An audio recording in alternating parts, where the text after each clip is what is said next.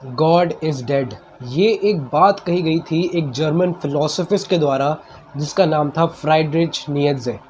ये स्टेटमेंट दी क्यों गई थी फ्राइड्रिच नीत्शे के द्वारा, ये हम लोग बात करने वाले हैं इस वीडियो में।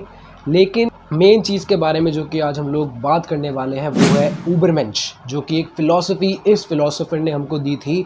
अगर हम बात करें उबरमेंश का मतलब क्या है, तो उबरमेंश की असली मीनिंग, एक रियल मीनिंग का मतलब है ओवरमैन या फिर एक सुपरमैन। अब ये भारी भरकम स्टेटमेंट गॉड इज़ डेड जो कि दी गई थी फ्राइड्रिच के द्वारा, ये इसलिए नहीं बताती कि ये रिलीजियस वे में गॉड की डेथ हो चुकी है। ये इस तरीके से बताती है कि सिंबॉलिकली गॉड इज़ डेड और हमने उनको मारा है। जो साइंस जलते जा रही है, जो साइंस बढ़ते जा रही है, टेक्नोलॉजी, रैशनलिज्म जो बढ़ते जा रहा है इस बढ़ती हुई दुनिया में, इसने रिलीजियस बिलीव्स को एक तरीके से ख़त्म कर दिया है। और इसीलिए फ्राइड्रिच नीत्शे ने बोला है गॉड इज़ डेड। और फ्राइड्रिच का ये भी मानना था कि जब ये चीज़ें हो जाएंगी, जब एक्चुअली गॉड इज़ डेड, तो लोग जो है निहिलिज्म की तरफ जो है मोड़ कर जाएंगे, वो निहिलिज्म के अंदर चले जाएंगे। जिसका मतलब होता है कि जब लोग अपनी लाइफ में मीनिंग को ढूंढ नहीं पाते, उनके लिए लाइफ कुछ भी नहीं होती है, एक बोरिंग चीज़ होती है जो कि वो जी रहे होते हैं। और यही फ्राइड्रिच का मानना था इस स्टेटमेंट गॉड इज़ डेड से। और इसी कारण की वजह से ये एक ऐसी फ़िलॉसफी बनाई गई है उबरमेंश नाम की, जो कि इस फ्राइड्रिच नीत्शे ने बनाई है, जो कि हम लोगों को अपनी ज़िंदगी में करनी चाहिए ताकि हम लोग इस निहिलिज्म से बाहर निकल सकें और कोई ऐसी चीज़ें ना करें जो कि मीनिंगलेस लगे और अपनी लाइफ में वो बिलीव्स को रख सके और अपनी लाइफ को एक फुली तरीके से हम लोग जी सके। तो ये काफ़ी अच्छी फ़िलॉसफी है और आज हम लोग इसी फ़िलॉसफी के बारे में बात करने वाले हैं। सबसे पहली ट्रेट जो कि एक उबरमेंश में होती है वो होती है ट्रेडिशनल गुड एंड बिलीव्स पर ना मानना। मैं ये नहीं कह रहा कि ट्रेडिशनल गुड एंड ईवल जो कि सोसाइटी ने बनाया है वो एकदम गलत है, ऐसी कोई चीज़ है ही नहीं, ऐसी कोई बात है ही नहीं, क्योंकि कई बार सोसाइटी करेक्ट होती है। लेकिन अगर आपकी मेंटालिटी डिफरेंट है कुछ टॉपिक्स को लेकर, जैसे कि अगर सोसाइटी सोचती है कि money is equal to success, money is equal to full success, या फिर मटेरियलिस्टिक थिंग जो कि एक आदमी की ज़िंदगी में होती हैं वो एक अल्टीमेट सक्सेस मानी जाती है। लेकिन आपके हिसाब से अगर एडमायरेशन, फैमिली, फेम या फिर ऐसी प्यारी चीज़ें जो कि मटेरियलिस्टिक चीज़ से हटके हैं वो आपके लिए असली सक्सेस है, तो उसको होने दो। एक उबरमेंश जो है अपने थॉट से, अपने एक्शन से जो है इस दुनिया को बदलने आता है। वो in traditional good and evil को यहाँ पर देखता नहीं है और अपनी खुद के रूल्स बनाता है, अपने खुद के मॉरल कंपस बनाता है। और वही जो है एक बहुत बड़ी ट्रेट होती है एक उबरमेंश के हिसाब से। यही चीज़ डिफ्रेंशिएट करती है उन लोगों को जो कि एक हर्ड मेंटालिटी में रहते हैं कि हम लोग सिर्फ हर्ड मेंटालिटी हैं, जो सब लोग करेंगे हम लोग उसी चले जाएंगे। लेकिन कुछ लोग जो कि एक्चुअली में उबरमेंश होते हैं वो इस हर्ड मेंटालिटी से बाहर निकल कर एक अलग की दुनिया, अलग तरीके से सोचते हैं और उस पर खड़े उतरते हैं और उस पर खड़े रहते हैं कि मेरे हिसाब से अगर ये चीज़ है तो मैं इस पर मानूंगा। और यही एक सबसे पहली चीज़ है जो कि एक उबरमेंश के अंदर होती है। एक और पॉइंट जो कि इससे काफ़ी रिलेटेबल है, काफ़ी रिलेटेड है, वो है कि live boldly and live fully. एक उबरमेंश जो है हर्ड मेंटालिटी से तो बाहर निकलेंगे, ये तो मैंने आपसे डिस्कस कर लिया। लेकिन एक चीज़ होती है कि वो कभी भी अपने डिसीजंस को लेकर रिग्रेट नहीं करता, वो बोल्डली रहेगा यहाँ पर और कभी भी सोचेगा नहीं कि मैंने ये सोसाइटी के अगेंस्ट या फिर इस हर्ड या फिर ग्रुप के अगेंस्ट जाकर मैंने कोई गलती कर दी है। वो मानता है कि मैंने जो भी सोचा है मैंने सोचा है और मैं इस पर रहूँगा चाहे कोई भी आ जाए, और अगर पूरी दुनिया एक तरफ है तो मैं एक तरफ रहूँगा। और एक और चीज़ होती है यहाँ पर कि वो स्ट्रगल को एम्ब्रेस करता है। बहुत सारे लोगों के हिसाब से स्ट्रगल बहुत बुरी चीज़ होती है, स्ट्रगल जो है काफ़ी टाइम तक रहती है। लेकिन एक उबरमेंश के अंदर ये रहता है कि स्ट्रगल जो है उसको at the end of the day एक स्ट्रॉन्ग मैन की तरह कन्वर्ट कर रही है।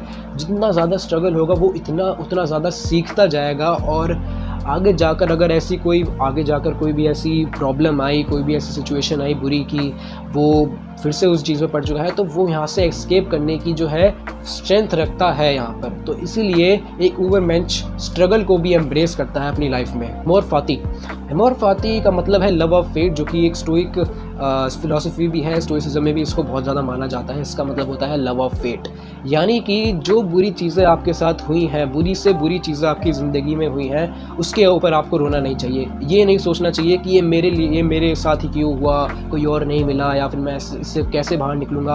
आपको बुरी से बुरी चीज़ों को एक्सेप्ट करना चाहिए अपनी ज़िंदगी में, जैसे कि वो एक इनएविटेबल चीज़ है जिस पर आपको कंट्रोल है ही नहीं। और लमोर फाती जो है एक चीज़ होती है एक ऊबरमेंश के हिसाब से, और वो कभी भी रोता नहीं है अपनी बुरी सिचुएशंस को देखकर। वो वहाँ से बाहर निकलने के लिए, उन मुश्किलों को तोड़ने के लिए जो है वो लड़ता है, और at the end of the day वहाँ से सक्सेसफुल होकर बाहर निकलता है। और यही चीज़ एक और ट्रेट होती है एक ऊबरमेंश के अंदर। अगली चीज़ है कि वो अपनी स्ट्रेंथ को दिखाता है थ्रू क्रिएटिविटी या फिर ग्रोथ या सेल्फ ओवरकमिंग। ये एक चीज़ होती है ऊबरमेंश के अंदर, जो कि फ्राइडरिच नीत्जे ने बताया था कि एक जो ऊबरमेंश होता है वो हमेशा अपने आप से ज़्यादा अच्छे करने की सोचता है। अगर वो कल 98% था तो वह चाहता है कि कल मैं 99% बन जाऊँ, 1% अपने पास्ट वर्जन से अच्छा बन जाऊँ, और हमेशा खुद के साथ कम्पीट करे। ये काफ़ी अच्छी चीज़ है जो कि सब लोगों को करनी चाहिए अपनी ज़िंदगी में, कि अपने आप से कम्पीट करना चाहिए। क्योंकि जब हम अपने आप से कम्पीट करते हैं तो हम दूसरों से हमें पता भी नहीं चलता और हम आगे निकल जाते हैं। और यही चीज़ होती है क्रिएटिविटी की तरह, जैसे कि लियोनार्डो दा विंची भी अपने आप में एक ऊबरमेंश थे, क्योंकि वो अपनी स्ट्रेंथ को दिखाते थे थ्रू अ क्रिएटिविटी। और सेल्फ ओवरकमिंग एक ऐसी मेंटालिटी होती है एक ऊबरमेंश के अंदर जो कि काफ़ी ज़्यादा सेपरेट करती है एक ऊबरमेंश को ऑर्डिनरी पीपल से। एक और चीज़ एक ऊबरमेंश के अंदर होती है, वो होती है कि वो अपनी लाइफ का आर्टिस्ट होता है। काफ़ी ज़्यादा बोल्ड चीज़ है, काफ़ी ज़्यादा तगड़ी चीज़ यहाँ पर है कि वो अपनी लाइफ को एक कैनवस की तरह देखता है, और अपने वर्क्स को, अपने एक्शंस को एक पेंट या फिर कलर की तरह देखता है, जो कि अपने कैनवस पर ड्रॉ करता है और अपनी लाइफ को वो सेट करता है। यहाँ पर एक काफ़ी बढ़िया चीज़ दिखाई गई है कि एक ऊबरमेंश अपनी ज़िंदगी का आर्टिस्ट होता है। अगर उसकी ज़िंदगी एक कैनवस है तो ज़िंदगी को बनाने वाला पेंट ब्रश या फिर ज़िंदगी को बनाने वाली जो भी टूल्स इक्विपमेंट उसमें है वो उसके एक्शंस होते हैं, और वो अपनी लाइफ को खुद लिखता है। अगला एक काफ़ी डीप कंसेप्ट यहाँ पर दिखाया गया है, इटर्नल रिकरेंस। यहाँ पर नीत्जे आपसे पूछते हैं कि अगर आपसे कहा जाए कि would you live this life ever again and again, मतलब रिपीट होते जाएगी क्या आपकी ज़िंदगी, तो क्या आप इसको देखना चाहोगे। यहाँ पर ऊबरमेंश यहाँ पर कहना चाहते हैं कि जो भी चीज़ें हमारी ज़िंदगी में है वो एक्चुअली एक लूप के अंदर है, वो इटर्नल है, और वो घूमती जाएंगी और हमारी ज़िंदगी में होती रहेंगी, एक इटर्नल चीज़ है। तो यहाँ पर नीत्जे ने पूछा है कि क्या आप अपनी इस ज़िंदगी को बार बार रिपीट करना चाहोगे। अगर आपका आंसर यहाँ पर नहीं है, नहीं, नो है यहाँ पर अगर आपका आंसर, तो एक्चुअली आप अपनी लाइफ को ऑथेंटिसिटी से जी नहीं रहे। और यहाँ पर निहिलिज्म की चीज़ है, यहाँ पर एक ह्यूमन के साथ हो रही है कि वो अपनी लाइफ में कोई मीनिंग को देख नहीं पाता। अगर एक आदमी इस क्वेश्चन को हाँ कहता है तो इसका मतलब वो हर चीज़ को जो उसकी लाइफ में हो रही है उसको एम्ब्रेस करता है, चाहे वो बुरी चीज़ हो, अच्छी चीज़ हो, और एक्चुअली वो अपनी लाइफ में मीनिंग को ढूंढ चुका है कि वो इतना प्यार करता है अपनी ज़िंदगी से कि वो उसको रिपीट कर सके। तो इटर्नल रिकरेंस होना चाहिए, live as if it repeat for ever. दो मिसकंसेप्शंस हैं यहाँ पर ऊबरमेंश को लेकर जो कि मैं बताना चाहता हूँ। सबसे पहले तो एक ऊबरमेंश डिक्टेटर या फिर एलिटिस्ट नहीं होता। यहाँ पर सबसे पहले समझना चाहिए कि डिक्टेटर और एलिटिस्ट की मेंटालिटी क्या होती है। यहाँ पर जो एक एलिटिस्ट या फिर डिक्टेटर होता है वो डोमिनेशन पर ज़्यादा फोकस करता है, वो दूसरों से कम्पीट करता है, दूसरों को डोमिनेट करने की सोचता है।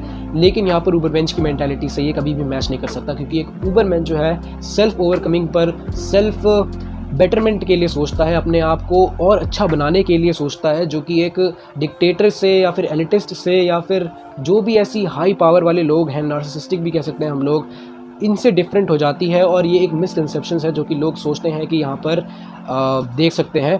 इसके बाद एक और चीज़ है नाज़ी आइडिया के बारे में। नाज़ी जो थी वो हेट करती थी जूस को, और यहाँ पर लेकिन हम इनको ऊबरमेंश नहीं कह सकते, क्योंकि यहाँ पर नीत्जे खुद अपने आप जो नेशनलिज्म है, रेसिज्म है, इसको अच्छा नहीं मानते थे, उनसे हेट थी उनको। और यहाँ पर नाज़ी ने क्या किया था, उनको रेसिज्म से हेट थी, ज्यूस से हेट थी, तो उनको यहाँ पर बैनिश कर दिया गया, जो कि एक ऊबरमेंश के हिसाब से एक काफ़ी ज़्यादा बुरी चीज़ है, और वो कभी भी इस चीज़ को एक्सेप्ट नहीं करता। ये सारी चीज़ें हैं एक ऊबरमेंश के बारे में, ये सारी ट्रेड जो मैंने आपको बताई, और गॉड इज़ डेड जो कि काफ़ी बड़ी स्टेटमेंट जो कि इस फ़िलोसोफर ने में दी है, मैंने इसके बारे में आपको समझाया है। तो काफ़ी ज़्यादा तगड़ी ये फ़िलोसफी है ऊबरमेंश। मैं भी जानना चाहता हूँ कि क्या आप इस मेंटालिटी, आप इस फ़िलोसफी को अपनी लाइफ में इम्प्लीमेंट करना चाहोगे या नहीं, कमेंट करो।